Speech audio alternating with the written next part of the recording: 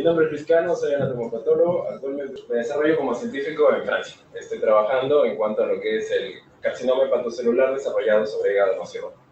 Entonces, para la presentación de hoy día, vamos a hablar acerca de un trabajo que ya hemos venido desarrollando desde hace 3 años como parte de los estudios de mi doctorado. Y para comenzar, yo quisiera hacerles una pregunta a todos ustedes. Quisiera preguntarles si saben qué es esto. Yo imagino que sí, muchos aquí son patólogos y otras personas tienen algún conocimiento de patología. ¿Alguien me puede decir qué es esto para hacerlo interactivo, algo más demostrativo, más dinámico? ¿Un residente de primer año? ¿Hay residentes de primer año aquí? ¿No? ¿Sí? ¿Segundo año? Están al fondo, están al fondo.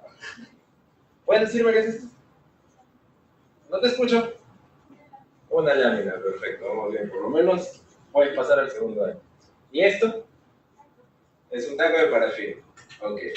Ya sabemos lo que es una lámina, lo que es un taco de parafina. La pregunta es, ¿ustedes saben todas las implicancias que tiene esta lámina y ese taco de parafina? ¿Qué representan ahora una lámina y un taco de parafina? ¿Alguien quiere participar? ¿Alguien tiene alguna idea? Esto es una oportunidad. Y esta pequeña lámina es el nuevo campo de batalla de la ciencia en cuanto a la parte médica y a la parte biológica. ¿Por qué? Porque a partir de esta lámina, los histopatólogos pueden encontrar patrones que no son evidentes a otros ojos, y a partir de estos patrones ellos pueden comenzar a establecer relaciones para saber qué es lo que están haciendo, qué es lo que están viendo y cómo lo que se encuentra en esta pequeña lámina puede tener un impacto en el desarrollo de investigación. A partir de esta lámina y el reconocimiento de patrones, nosotros pasamos a trabajar con el bloque de parafina. Y en el bloque de parafina nosotros vamos a encontrar los tejidos o las células necesarias para desarrollar nuestro estudio. Entonces,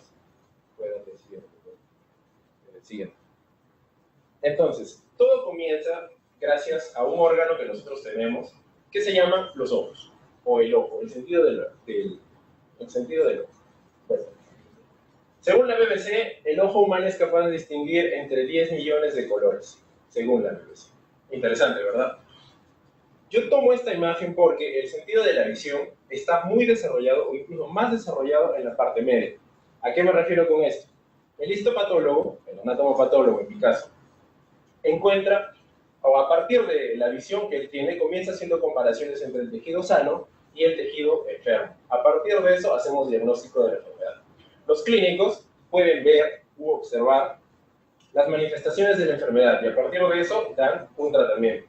Los cirujanos ven el problema en sí, los tumores, las fracturas, las lesiones, y pueden, gracias a la observación, extirpar esa enfermedad. Es decir, el sentido de la visión es quizás la primera puerta para comenzar a encontrar pequeñas diferencias y posteriormente hacernos las preguntas necesarias para desarrollar temas de investigación.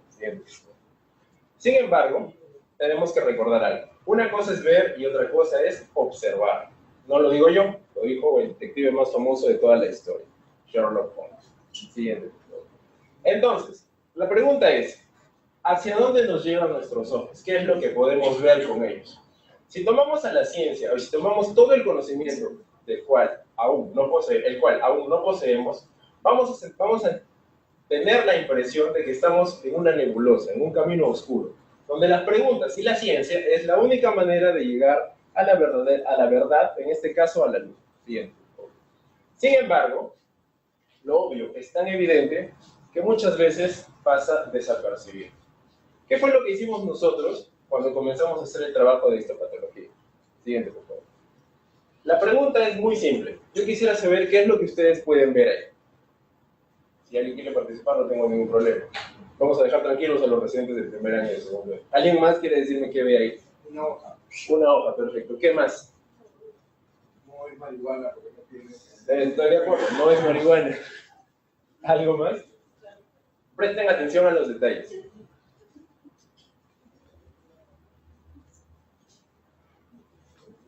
¿Ven algo más?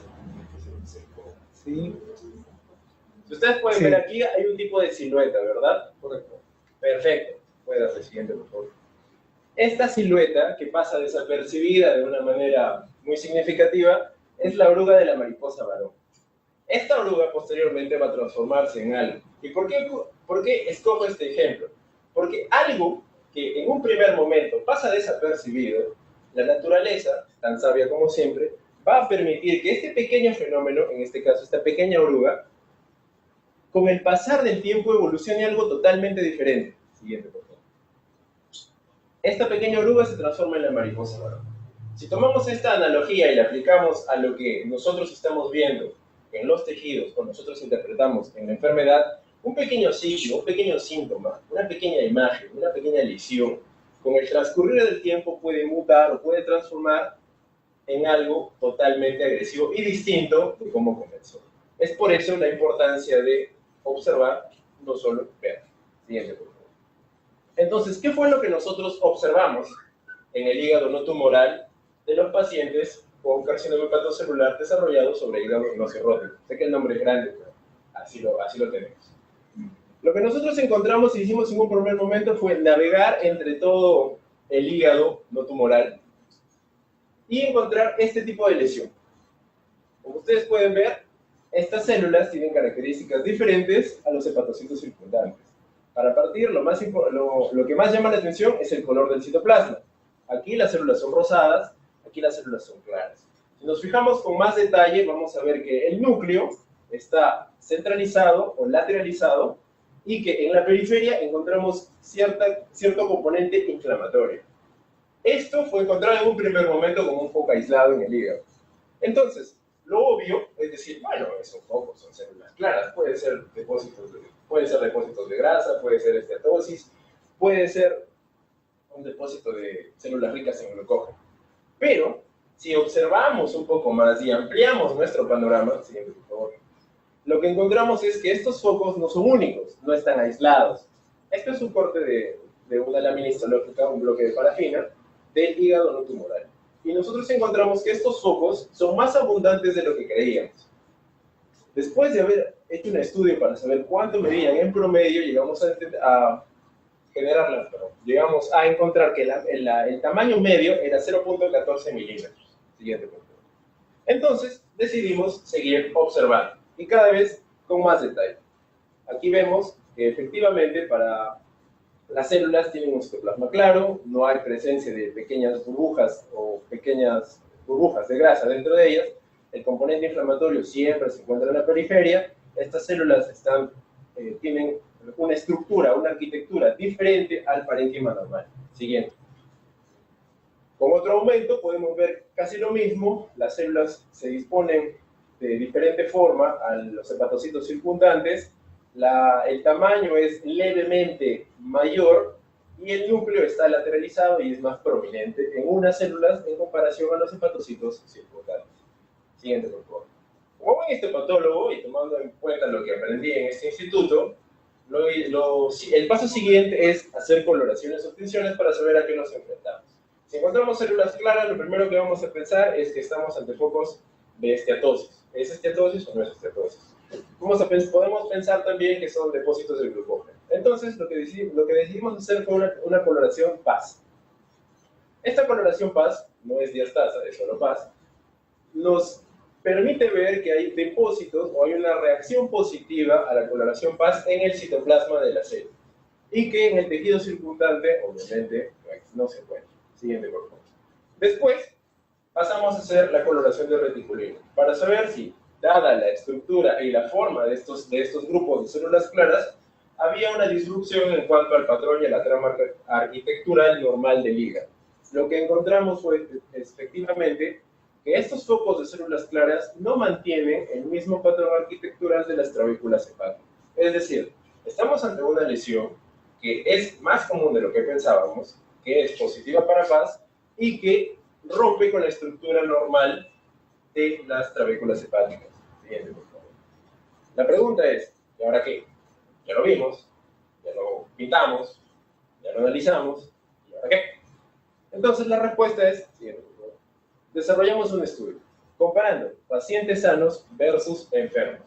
Lo que nosotros decidimos hacer es, este foco, y la pregunta con la que comenzó este estudio es, estos focos de células claras los encontramos en todos los hígados, tanto de pacientes enfermos como de pacientes sanos. ¿Este foco tiene alguna asociación con el carcinoma hepatocelular desarrollado sobre hígado no cirrótico? En este caso, nosotros comparamos pacientes sanos versus enfermos, buscando lo que ya habíamos encontrado, analizando lo que ya sabíamos, pero pensando distinto. Siguiente, por favor.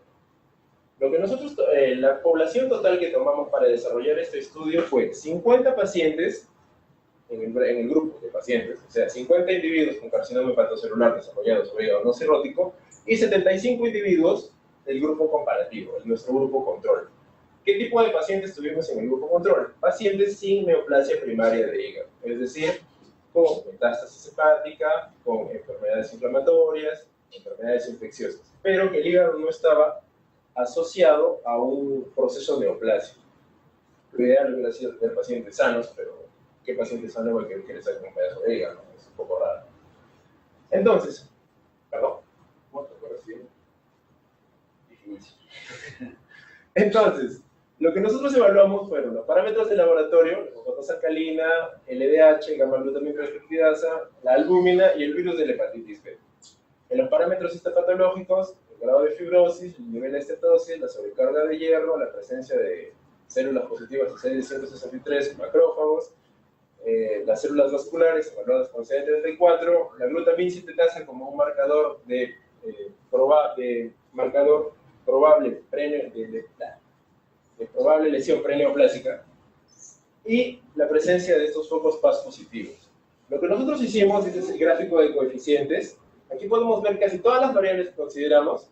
Podemos ver el grupo comparativo, es decir, el grupo de pacientes sanos, y el grupo de pacientes enfermos o pacientes con cáncer de hígado.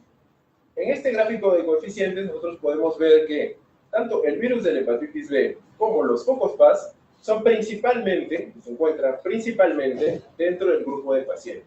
Entonces podemos establecer que efectivamente hay una relación entre estos dos fenómenos y el cáncer de hígado, ya que los pacientes del grupo comparativo no lo presentan. Siguiente. Una pregunta.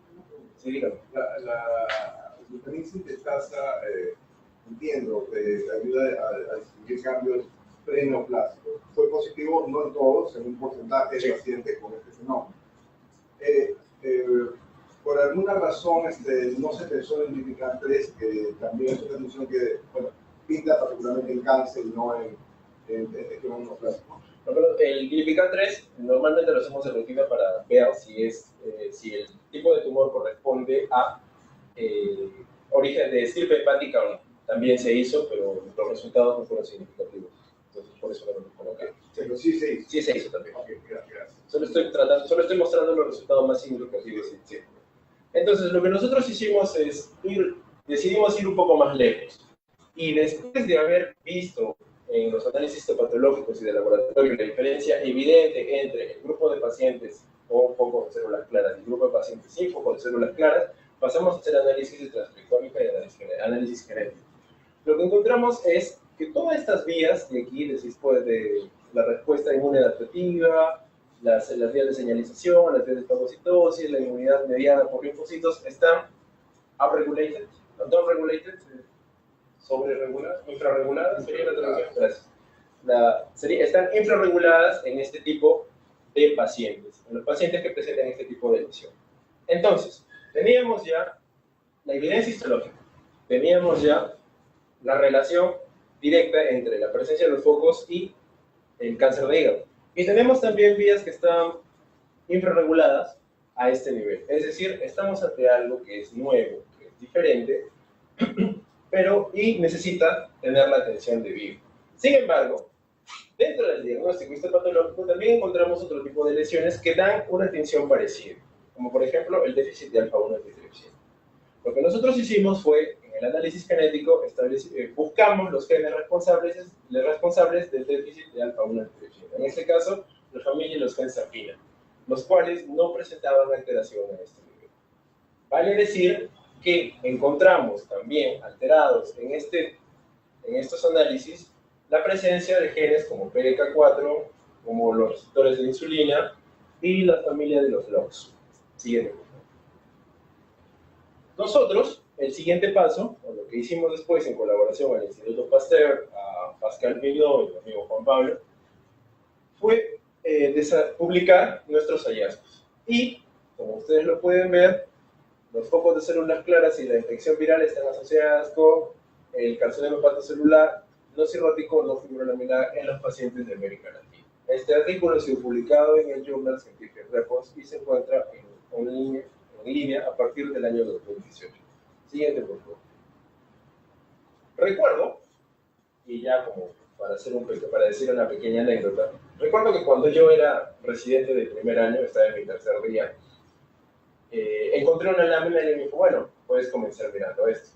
Y yo fui, y revisé, y dije, bueno, esto se parece a esto, y me senté, y llamé la atención de uno de mis staff, que ahora está sentado aquí, y le dije, doctor, ¿podemos ver esta lámina? Y él me dijo, sí, claro, no hay problema. Nos sentamos en el microscopio bicabezal y le digo, yo creo que es un UNIC3. Lo primero que él me dijo es que es un UNIC3.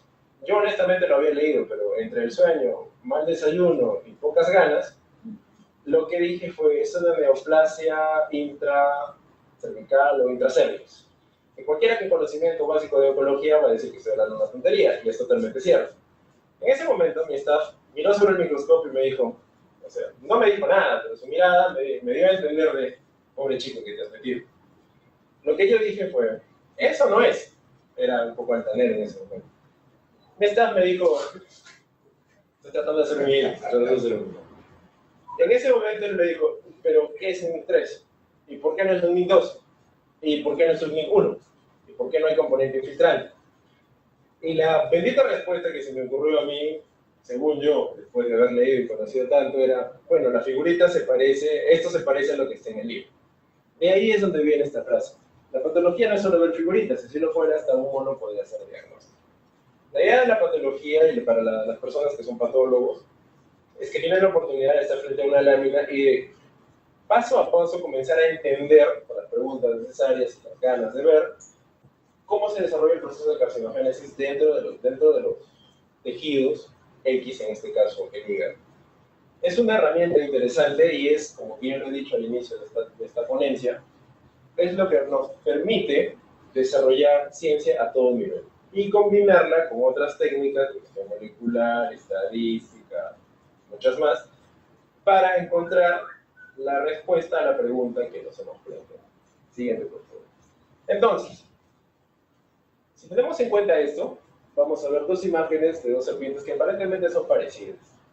La idea es, ¿verdaderamente son parecidas? ¿Y cuál es la implicancia de que yo diga que una es tal cosa y la otra no? Lo que ven aquí es una serpiente coral y la otra es una pseudo coral. Una es venenosa y la otra no. Entonces, la idea de esto es aprender a reconocer el patrón y aprender a discernir entre lo que tenemos y lo que creemos que tenemos, haciendo las preguntas correctas y no solo viendo, sino observando. Siguiente. ¿Puede regresar una pregunta? Para sacarle la duda, esta es la coral y esta es la pseudo coral. Si vemos los patrones en cuanto a las bandas de la coral, vamos a encontrar la diferencia en el número de bandas y el número de patrones en comparación a la pseudo coral. Entonces, si hacemos un mal diagnóstico y decimos que esto es una pseudo coral, pobres de aquellos, ¿no? Va a ser un poco difícil. Siguiente, por favor. Y quiero decir con esto también que hay muchas entidades en esta patología que se parecen porque son los pequeños detalles los que van a hacer la diferencia entre lo que verdaderamente es la enfermedad y otras entidades ya conocidas. Por ejemplo, esto es el déficit de alfa-1 antitripsina. Y nosotros encontramos que estas células presentan una coloración PAS, diastasa positiva, y además la coloración el típico rasgo de estas células es que presentan pequeñas burbujas, pequeñas bolitas intracitoplasmáticas, que es la alfa-1 antitripsina condensada. Siguiente, por favor. Otro problema que tendríamos para el diagnóstico sería lo que es la estetosis microvesicular, donde podemos ver que las células son grandes, el citoplasma es claro, pero la característica de las pequeñas burbujas de grasa dentro del citoplasma de la célula es el rasgo característico de esta enfermedad a diferencia de las otras. Ya para terminar, lo que quiero decirles es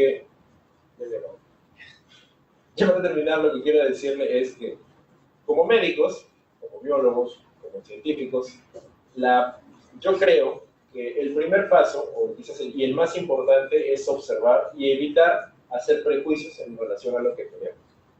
En base a la simple observación de la comparación entre lo bueno y lo malo, lo positivo y lo sano y lo enfermo, podemos comenzar a desarrollar hipótesis y preguntas que, con un poco de estudio y un poco de profundidad en cuanto a los análisis, verdaderamente llegar a determinar que lo que estamos pensando es una entidad totalmente diferente. Y esto abre puertas al camino de la investigación a todo nivel.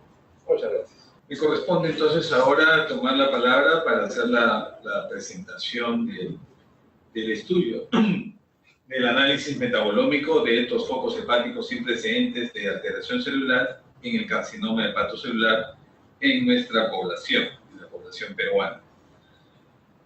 Para ello, como ya hemos podido visualizar en las presentaciones previas, en realidad este es un trabajo que no inicia ahora, sino que tiene ya muchos años ya ejecutándose, gracias a los hallazgos iniciales del Dr. Ruiz y ese acercamiento que ha habido entre ambas instituciones, entre el INE y el IARD, ¿no? Que ha permitido entonces investigar los hígados en estos pacientes, en nuestros pacientes peruanos. Para ello, ha habido una serie además de capacitaciones que se han ido realizando a lo largo de este trabajo cooperativo de los últimos 5 años entre el INEM y el Instituto del IARD.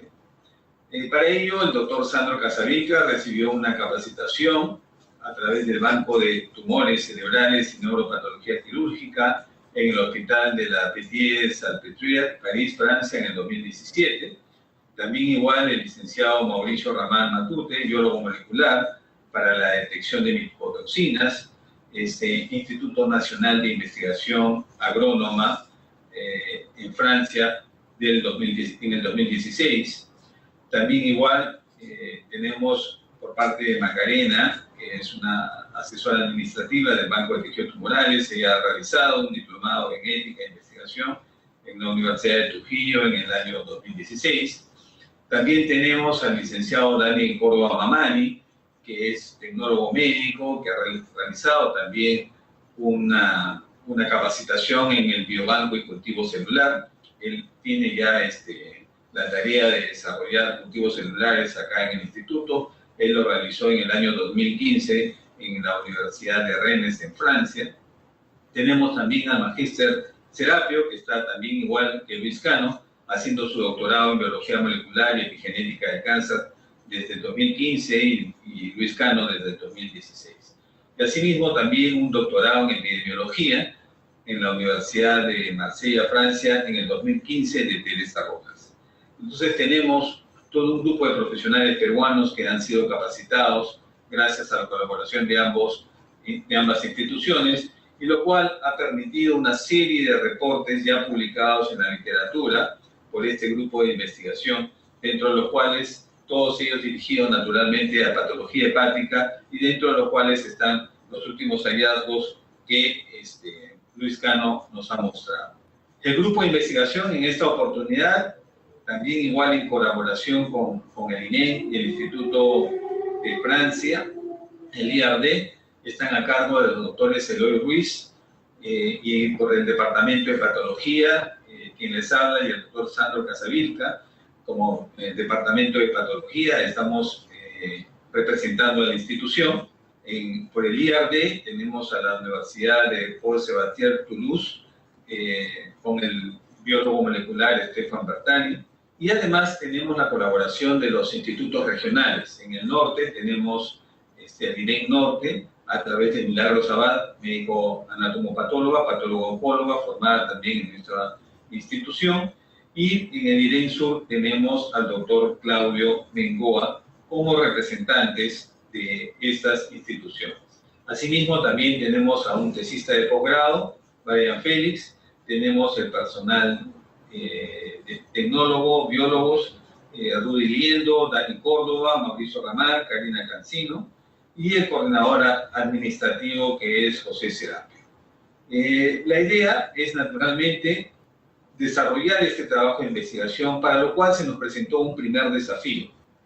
Para el estudio de estos tejidos hepáticos, de estas células aisladas sin precedentes, teníamos que sortear una primera dificultad, y es que en un tejido histológico, como ustedes han podido apreciar en las imágenes y como tienen aquí en un esquema, un tejido no solamente está acompañado de lo que uno desea analizar, sino está acompañado además de diferentes tejidos asociados, sean estos tejidos normales, sanos, tejido conectivo, tejido tumoral, etc. Entonces, células inflamatorias, todas ellas están normalmente acompañando al tejido que uno desea analizar y pueden servir estos en realidad como distorsionadores de los hallazgos. Entonces, el primer problema que teníamos que sortear era buscar alguna forma que permitiera específicamente aislar estos focos tumorales o estos focos de células, de células claras que no tenían precedentes adyacentes en el tejido al carcinoma. Y para ello ya existe la tecnología. Necesitábamos nosotros de la adquisición de un microdisector láser que permite específicamente poder aislar a esos tejidos. Ustedes tienen aquí, por ejemplo, que en un tejido hepático que tiene fibrosis, que tiene células inflamatorias, tejido normal, necesitábamos aislar estos pequeños focos. Entonces, gracias a este equipamiento, que con el apoyo de Fondesit, Concitec y a través del Banco Mundial, vamos a poder adquirir este equipo microdisector láser que va a permitir específica y puntualmente aislar a estos pequeños focos y poderlos analizar de manera pura, sin tener los otros tejidos adyacentes que lo puedan distorsionar.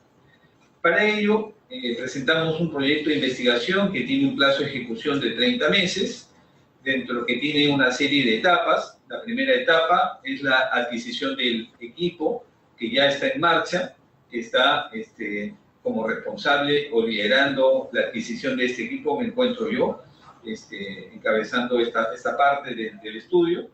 Posteriormente, necesitamos naturalmente de la selección de pacientes peruanos con carcinoma hepatocelular y la colección de muestras de tejido tumoral y no tumoral de estos pacientes, que naturalmente está a cargo principalmente del doctor Eloy Ruiz, que con los pacientes que acuden a la institución presentando patología hepática, vamos a poder cubrir esa parte. La siguiente etapa es la separación de estos focos y la criopreservación de este tejido tumoral y no tumoral de pacientes peruanos con carcinoma hepatocelular y la selección de las muestras con el microdisector láser que va a estar a cargo del doctor Sandro Casavillo. Asimismo, se van a evaluar los perfiles metabolómicos de estas zonas aisladas de los pacientes peruanos con carcinoma hepatocelular que se va a realizar en Francia con el biólogo Stéphane Bertin. Esto va a tener normalmente un flujo de las muestras, tanto las muestras que podamos acopiar nosotros en nuestro instituto, así como la colaboración de nuestros institutos regionales del INEM Norte y el INEM Sur. Todas estas muestras se van a centralizar aquí en el INEM y de aquí estas muestras microdisecadas las vamos a remitir a Francia, al instituto para el estudio metabolómico. Posteriormente, una vez que se analicen estos focos, se va a compartir la data y se nos va a remitir esa información aquí al instituto. Estas muestras que van a ser colectadas con la microdisector láser, estas muestras van a ser criopreservadas y van a ser remitidas para este análisis a Francia. Allá en Francia se cuenta con un equipo Orbitrar, que es el que va a permitir el análisis metabolómico de estos tejidos que vamos a extraer. Se va a hacer un estudio espectral metabolómico de estos tejidos y esto va a permitir la identificación de vías probablemente impactadas y la identificación de biomarcadores, que son los que se van a colectar en una data. Y esta data la van a remitir aquí al instituto, la van a compartir con nosotros para su análisis. ¿Ok?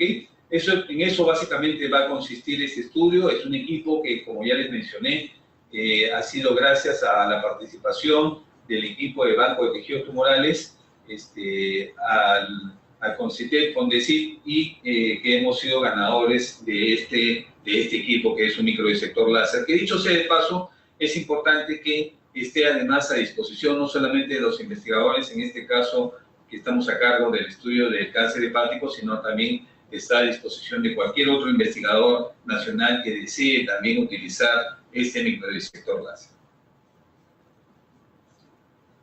¿Ok? Bueno, y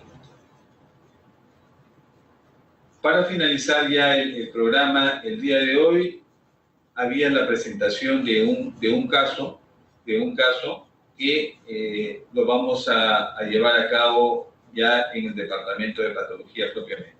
¿Ok? Ya están. Bueno, lo que estamos viendo aquí es un hígado. Vamos a comenzar por partes, ¿no? Lo que estamos viendo aquí es la histología normal del hígado. Podemos reconocer los espacios porta y las venas. Esto es un espacio porta con un filtro inflamatorio. Y también lo que podemos ver son las venas centrolobulares. Entonces, esta es la estructura normal del hígado. Esto es un espacio porta, una vena centrolobular. Aquí hay otro espacio porta, aquí hay otra vena centrolobular. Lo que podemos ver en el parénquima, que es, entre comillas, heterogéneo. Aquí tenemos pequeños focos de esteatosis, las células presentan esa vacuolización, microvacuolización típica de la esteatosis microvesicular, lo pueden ver aquí. No lo veo bien. Pon la flecha en medio para que te pueda orientar. Eso es lo que estoy tratando de hacer. La flecha la pones con el costado. Ahí está en medio. Ese es el medio. Ahí está en Ya, medio, chévere. sí. Entonces todo va a la flecha. Claro. Entonces lo que estamos viendo aquí es la presencia de la esteatosis microvesicular, ¿no? Podemos ver las pequeñas burbujitas, las pequeñas burbujas de grasa dentro de la célula que característicamente desplazan o lateralizan el núcleo. Hay algunos polimorfos en los espacios sinusoidales, ¿no? Sí. Hay una hepatitis, ¿no? Es interesante el componente inflamatorio. Lo que usted menciona es interesante, porque el componente inflamatorio, los hígados peruanos tienen más en comparación a los franceses. ¿Por qué exactamente? Todavía no lo sabemos, pero estamos seguros, y en base a lo que hemos encontrado en los focos de células claras, que el componente inmunológico juega un rol importante en cuanto a la génesis de la enfermedad. Entonces, si seguimos navegando en el parénquima hepático, vamos a encontrar los hepatocitos, con la característica estructura trabecular que tienen hileras de una o dos filas. Esto de primera mano. Ahora, si navegamos un poco más, vamos a ver que, por decirlo de esta manera, ¿no? Todo es de un color homogéneo. Todo se encuentra casi rosado, pero en el momento que comenzamos a buscar un poco más, encontramos esto. Irrumpe la uniformidad del tejido. Rompe totalmente la uniformidad del tejido. O sea, es realmente evidente. Yo creo que vamos a bajar un poquito más. Entonces, esto rompe la uniformidad del tejido, ¿no? Se puede apreciar a simple vista y estamos en el aumento más bajo. Vemos que todo al costado es rosado y el centro es simplemente claro. Ahora, cuando bajamos y tratamos de ver a más detalle, vamos a ver que las células, como ya lo mencionó el doctor Casavilca anteriormente, las células están bien delimitadas, es decir, no es algo difuso que se extiende en todo el parénquima, es un pequeño foco de células bien concentradas que tienen características muy particulares. Por ejemplo, aquí todo el citoplasma de las células es claro. Esto rompe el patrón visual, vemos que hay cierto componente inflamatorio en la periferia, las células tienen un tamaño un poco mayor a los hepatocitos que están alrededor, y también podemos ver que el patrón trabecular característico del hígado se rompe aquí. Porque, por ejemplo, si vemos esta zona, vemos cómo se forman las trabéculas y las células se respetan en hileras de una o dos células, y aquí no. Aquí se ha perdido toda esa estructura totalmente. Entonces, esto es un pequeño foco de células claras. Si seguimos navegando, seguimos observando, aquí vamos a encontrar otro mayor. Lo interesante de estos focos, regresando al anterior, perdón, es que no presentan una disposición específica, o sea, no es que lo vamos a encontrar siempre al costado de una vena centrolobular o que los vamos a encontrar siempre en el espacio porta. Muy diferente a lo que encontramos en el déficit de alfa-1 antitripsina, ¿no? Que siempre respetan un patrón. Aquí no, aquí los encontramos de manera aleatoria en todo el parénquima. Pues aquí encontramos uno en todo el parénquima hepático, aquí encontramos uno que está alrededor de la vena centrolobular. Lucho, y respecto a los núcleos, veo bastante binucleación Sí. dentro de estos grupos celulares. Sí, sí. ¿Eso tiene algún significado? Nosotros, el detalle aquí en lo cual respecta a la binucleación es que la binucleación puede darse de manera normal en el hígado en un proceso regenerativo, puede darse secundario a un proceso infeccioso, o también puede ser un signo temprano de alguna alteración que se está produciendo en el componente, dentro de la célula. Lo que podemos ver aquí, y es difícil de saber a ciencia cierta, porque este grupo de células claras está rodeada por infiltrado inflamatorio, como podemos ver aquí, alrededor se puede ver infiltrado inflamatorio. Y dentro del mismo foco también podemos encontrar ciertos linfocitos, como aquí, por aquí también, por aquí otros. Entonces, es difícil saber si esto es propio del mismo componente de las células claras o está asociado a los componentes externos al foco. Pero sí, la binucleación se encuentra, no en todas las células, no de manera homogénea, pero hay algunas que sí lo tienen de una manera muy marcada. Entonces, si seguimos navegando, adoro esa palabra, si seguimos navegando, vamos a encontrar probablemente más focos. Cabe decir que el número de focos es variable entre los pacientes. Por ejemplo, en un caso nosotros llegamos a encontrar hasta 21 focos en una lámina de H. Aquí hay otro que comienza a cambiar. Y como pueden ver, el aspecto, y aquí se hace mejor la distinción, el aspecto de las células van cambiando. Por ejemplo, aquí tenemos hepatocitos normales y aquí tenemos hepatocitos que ya comienzan a dar el cambio de... Se ve mejor en la pantalla, ¿no? Ahí se ve mejor. Ahí se ve claro. Entonces podemos ver que aquí hay hepatocitos que ya comienzan a tener los cambios de células claras, ¿no? Ahora, es interesante ver que en la periferia encontramos células binucleadas y en el centro ya no, son uninucleadas. Entonces podríamos decir que el proceso de binucleación sigue al cambio de células claras o a la transformación del foco en células claras. Es una hipótesis que hemos considerado, pero que todavía no podemos responder. Pero vamos a hacer los estudios necesarios para llegar a dilucidar esa pregunta. Respecto a eso, Lucho, Bien. los patólogos entendemos del libro de texto que displasia viene a ser una alteración de la maduración y en general una excepción es considerada un cambio premaligno o un dismorfismo que puede ser congénito inclusive. Vi cuando comenzaste, bueno, de alguna manera comenzaste a describir estos focos, que había cierta resistencia a llamarlos displásicos. ¿No? Al final, estos han terminado como un diagnóstico de probables focos premalignos. Probable foco premaligno. Lo que nosotros necesitamos, el detalle es como el eslabón perdido en la cadena evolutiva del hombre, ¿no? Tenemos este foco que, de acuerdo a los estudios que hemos hecho, está asociado a el cáncer de hígado, que no tiene, es decir, los pacientes que no tienen cáncer de hígado no tienen estos focos o lo tienen bueno, son casi inexistentes. Entonces la pregunta es, ¿podemos asegurar que este foco posteriormente va a generar cáncer de hígado? No tenemos la etapa entre ambos. Y es lo que principalmente tratamos de ver con el estudio metabolómico. Si encontramos metabolitos, encontramos algún tipo de perfil que nos diga que este foco va posteriormente a ser la causa del carcinoma hepatocelular, entre comillas, peruano, que es lo que tenemos, que se asienta sobre hígado cirrótico, eso va a ser un golazo. ¿Por qué? Porque tenemos el punto exacto de decir, este marcador es pronóstico, si encontramos este marcador en este foco, este paciente tiene alta probabilidad de desarrollar cáncer de hígado peruano, cáncer de hígado sobre hígado no cirrótico. Ese es el detalle. Entonces, esa es la parte importante del estudio y es por lo cual tenemos que trabajar y seguir trabajando y comenzar a ampliar el número de hipótesis que tenemos en relación a los focos de células claras que ahora estoy mostrando, ¿no? Entonces, como pueden ver, encontramos varios. Y aquí, por ejemplo, hay algo interesante porque podemos ver la diferencia entre un foco esteatóxico, que lo encontramos aquí, donde vemos las burbujas de grasa dentro del citoplasma. Incluso aquí hay esteatosis macrovesicular y microvesicular en pequeña cantidad. Aquí podemos ver las pequeñas burbujas y aquí vemos el foco de células claras, ¿no? Donde las burbujas de grasa o las vacuolas de grasa no son evidentes, ¿no? Aquí el citoplasma está totalmente limpio, por decirlo de esa manera. Ahora, si esto es la coloración de HE, si pasamos a la coloración PAS,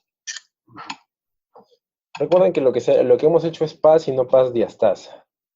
Es la diferencia interesante. Una cosa que llama la atención aquí, que fue muy comentada a nivel en los patólogos, con el equipo de patólogos que trabajo en Francia, es la cantidad de la baja fuerza, que por decirlo así, la baja fuerza que tiene el PAS en los hígados peruanos. No sabemos si hay un proceso de depresión del glucógeno ya dentro de los propios hepatocitos y si esto es una condicionante A. Claro, pero esa son la parte no tumoral de los hígados con cáncer. Ajá, esa es la parte no tumoral de los hígados con cáncer. O sea, sería interesante, y es una pregunta que quedó abierta, que ¿por qué el hígado no tumoral presenta tan baja cantidad de glucógeno? Porque si normalmente hacemos este tipo de coloración, que usted lo sabe, tiene más experiencia a nivel de patología que yo, el PAS normalmente es una coloración roja, y el hígado debe ser rojo en coloración PAS, por la cantidad de glucógeno que almacena, pero aquí es tenue prácticamente. Entonces, el impacto, la cantidad de PAS, o por decir, la coloración PAS, no es la ideal. ¿Por qué? No sabemos si el hígado está nutriendo al tumor a nivel de glucógeno. Hay un poquito más. Sí.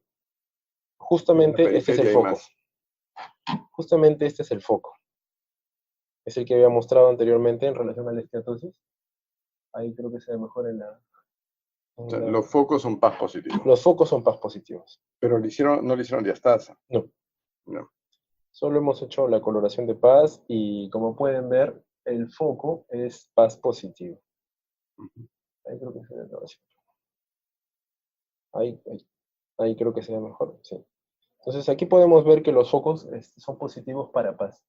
No es una coloración homogénea, pero vemos que las características de la coloración de PAS no son las que esperaríamos ver en otro tipo de patologías, como en el déficit de alfa-1 antitripsina.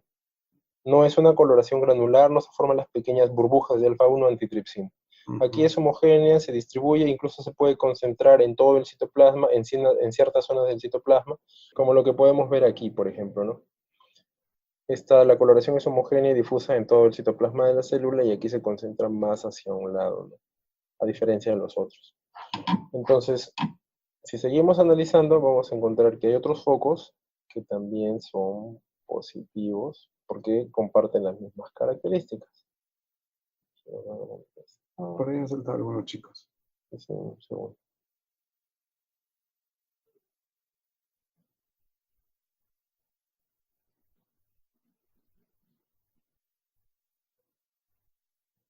No, acá. Ahí está. Por ejemplo, aquí vemos otro foco de células claras que es positivo para la coloración de PAS. Ya. Así. Bueno, ya, por último, para irnos, vamos a ver la reticulina. Sí, vamos a ver la reticulina, y aquí podemos ver dónde se encontraban los focos de células claras, la pérdida de la arquitectura trabecular típica del hígado, ¿no? Vemos los hepatocitos circundantes, como... Ahí se ve mejor. En los hepatocitos circundantes podemos ver cómo se respeta la trama arquitectural del hígado. Sin embargo, en el foco de células claras, encontramos que esta trama se ha perdido, ¿no? Entonces esos son los criterios, y esa es la forma histológica para hacer el diagnóstico de los focos PAS positivos en el hígado no cirrótico de los pacientes con cáncer de hígado. No hay proliferación vascular. No hay proliferación vascular. Y el Glypican es negativo. Y el Glypican es negativo. O sea, negativo. según una biopsia, si sospechamos, esas tinciones nos podrían ayudar a descartar que es un foco de cáncer de células claras. Sí, sí. Eso es por ahora. ¿Quién es el marcador ¿Glutamina sintetasa? Sí, creo que lo traigo. ¿Lo pongo ahorita? Porque ya para cerrar, porque yo creo que sería interesante que vean ese asunto. La glutamina sintetasa, acá tengo uno. Y con eso cerramos. Sí. La glutamina sintetasa es interesante porque hay ciertos focos que son positivos y hay otros focos que no lo son. Creo que estos. Entonces, eso nos podría estar diciendo de alguna u otra manera que quizás dentro del proceso de transformación preneoplásica, bueno, la expresión de glutamina sintetasa siempre es positiva en la zona centrolobular. No es que haya focos displásicos por todos lados.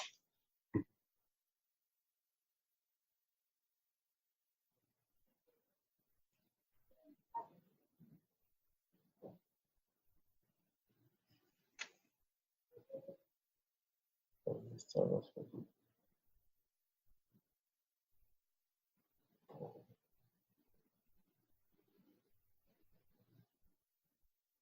O sea, no todo lo que pinta es positivo. No todo lo que pinta es positivo. Hay pequeños focos, por ejemplo, aquí hay uno chiquito, que no sé, no es exactamente la misma copia del anterior, pero vemos una tensión débil de glutamina sintetasa. No todos los focos son positivos, hemos encontrado una expresión variable en la cantidad de esto.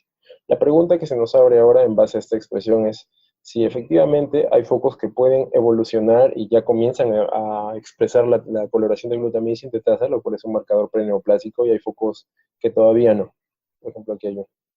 Entonces la pregunta es, ¿estos focos positivos tienen un proceso evolutivo que los hace transformarse en algo maligno? Si es así, estamos ante una lesión preneoplásica. Y eso es lo que vamos a tratar de mostrar con el análisis metabolómico. Realmente es un trabajo muy interesante. Estamos muy agradecidos a todo el equipo del IRD y al equipo del Dr. Ruiz, que nos han permitido